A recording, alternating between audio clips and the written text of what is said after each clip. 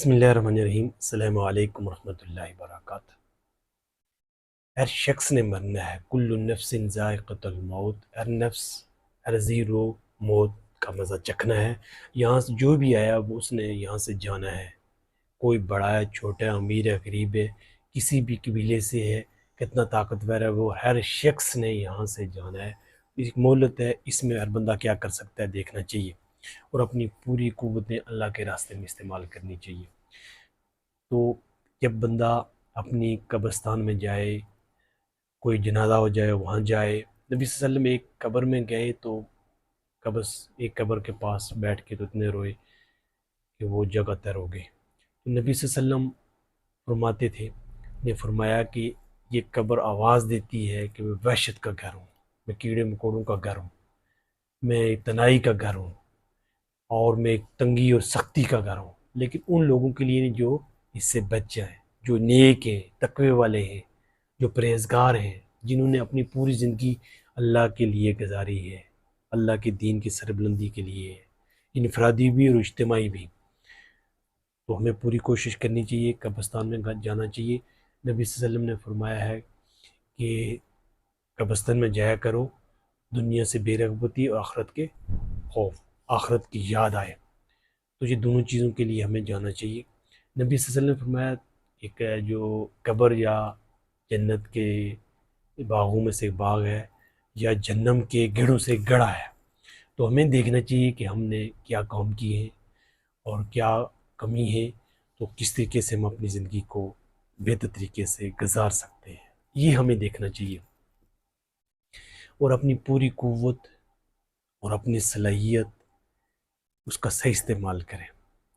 قبرستان میں جائیں، اور قبروں میں نبی صلی اللہ علیہ وسلم نے قبریں پکی کرنے سے منع فرمایا ہے۔ حضرت علی کو ایک جگہ بھیجا کہ وہ قبریں جتنی بھی پکی ہیں ان کو ڈھا لیں، اور اسی طرح حضرت عائشہ فرماتی ہیں نبی صلی اللہ علیہ وسلم آخری وقت تھا تو اس میں بہت جو تکلیف، ایک کرب تھا، تو اس اضطراب کی کیفیت میں کبھی آپ اپنی چادر منہ میں ڈالتے اور کبھی اس کو لوٹتے، اور اس وقت جو نبی صلی اللہ علیہ وسلم نے کہے تھے کہ یہود و نصارہ پہ اللہ کی لعنت، انہوں نے اپنے انبیاء کی قبروں کو سجدہ گاہ بنا لیا۔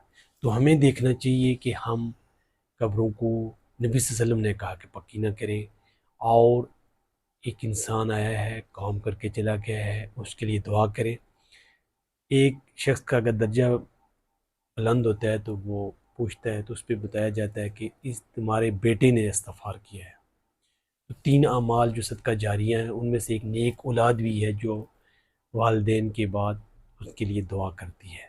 تو ہمیں اپنی پوری کوشش کرنی چاہیے، اور قبروں میں جائیں، اور اس وحشت اور خوفناک اور اکیلے جب کوئی نہیں ہوگا، اس کے لیے ہم کیا کر رہے ہیں، اپنی پوری تیاری کریں نیک نیتی سے۔ اپنی نیتیں، انما الاعمال بالنیات، اعمال کا مدار و مدار نیتوں پر ہے، ہم اپنے نیتیں درست کریں کہ ہم جو کام کر رہے ہیں وہ اللہ کے لیے کر رہے ہیں، اور اللہ اس سے راضی ہوگا۔ تو قبرستان میں آپ جائیں اور قبروں کو پکا نہ کریں۔ اور دوسرا یہ ہے کہ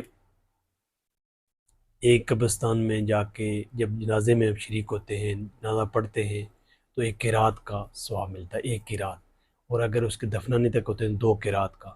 تو نبی صلی اللہ علیہ وسلم نے اس کی وضاحت فرمائی کہ ایک قرات احد کے برابر ہے، احد کے پہاڑ جو ہے اتنا بڑا ہے، بہت بڑا اجر ہے۔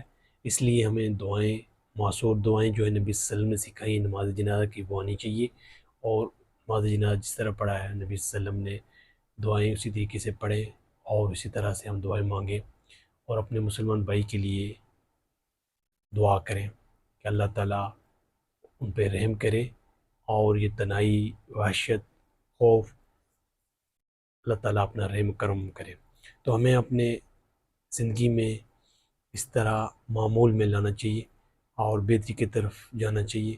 ہم کیا کر سکتے ہیں، ہر بندہ دیکھے، اور ہر بندے کے اندر بہت سی صلاحیتیں موجود ہیں، کمپیٹنسی ہے کہ وہ کر سکتا ہے، اللہ کی توفیق سے ممکن ہے۔ السلام۔